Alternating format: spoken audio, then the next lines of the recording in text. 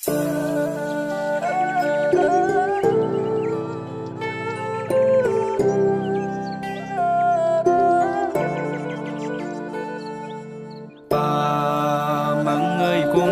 តោ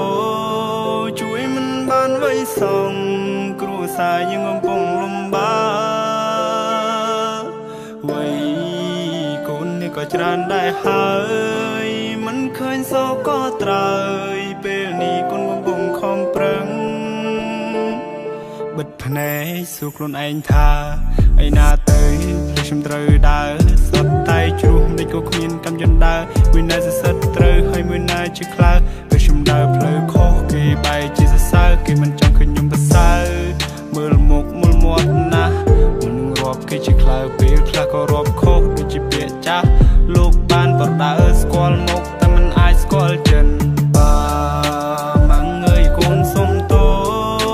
ជួយមិនបានវៃសងគ្រួសារយើងកំពុងលំបាកវៃកូននេះក៏ច្រើនដែរហើយមិនឃើញសោកក៏ត្រើយពេលនេះកូនកំពុងខំប្រឹង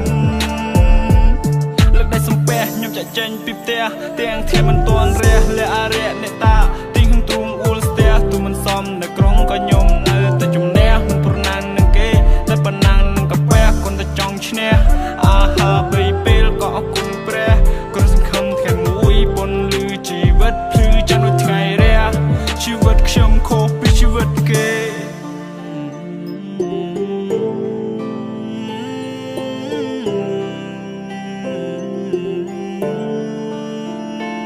ជីវិតខ្ញុំខុសពីជីវិតគេគ្មានសៅអាទិត្យរវល់រហូតគ្មានពេលទំនេរខ្ញុំប្រឹងប៉ុណ្ណឹងហើយឬអ្នកមើលមិនឃើញទេបើខ្ញុំនៅតែក្រសុំកុំពីលបានទេប្រឹងហើយក៏គេងមិនគ្រប់ធ្វើការតាំងពីព្រឹករហូតទល់ប្រលប់បើខ្ញុំមិនប្រឹងទេសួរថាបានអង្គមកពីណាខ្ញុំយកមកហូបជោគនេះហើយជាជីវិតនេះក្របិទភ្នែកបើកភ្នែក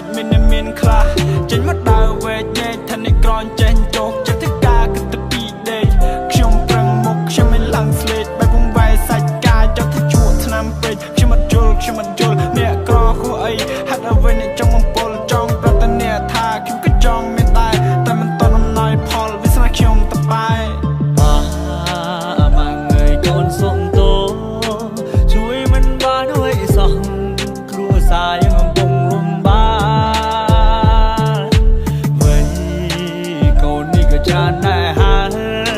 មិនឃើញសោកក៏ត្រើយពេលនេះកូនកំពុងខំប្រឹង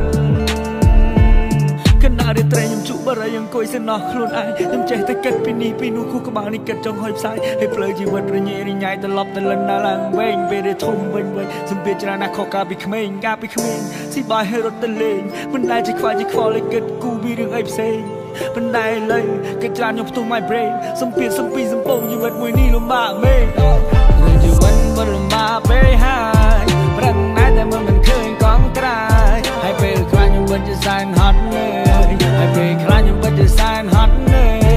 គិតទៅមនុស្សយើងមានជីវិតមួយដូចតែគ្នាតែជីវិតខ្ញុំវាដូចជារស់សែនវេទនាគេអ្នកមានគេរស់ស្រួលជីវភាពគេធូរធារតែខ្ញុំវិញក្រធ្វើចំណាក់មកនៅស្រុកគេសែនរញ៉េជីវិតលំបាកលំបិនត្រឡប់ទៅលិនឡើងមកវិញ